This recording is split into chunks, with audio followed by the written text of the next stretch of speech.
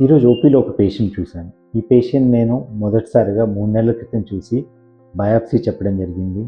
ఆ biopsy report తీసుకొని 3 నెలలకు పేషెంట్ వచ్చాడు. ఈ డిలేకి కారణం ఏంటి అని ఎంక్వైరీ చేస్తే పేషెంట్కి సంబంధించిన సంబంధికులు ఎవరూ కూడా పేషెంట్ దగ్గరికి రావట్లేదు తన క్యాన్సర్ అని తెలిసిన దగ్గర నుంచి. సో తీసుకొచ్చే వాళ్ళు లేక పేషెంట్ 3 నెలల తర్వాతనే నా దగ్గరికి రాగలిగింది. ఇది చాలా తప్పు.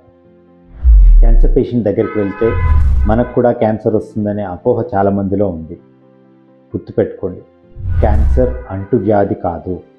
క్యాన్సర్ పేషెంట్తో పాటు ఉన్నా కానీ, వారు తిన్నటువంటి ప్లేట్లో మనం తిన్నా కానీ క్యాన్సర్ రాదు.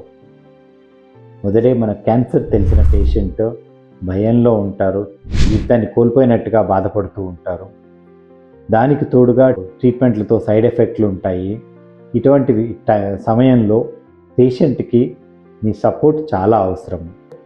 ఇటువంటి అపోహలను దూరం పెట్టండి. క్యాన్సర్ పేషెంట్లకి తోడుగా నిలవండి.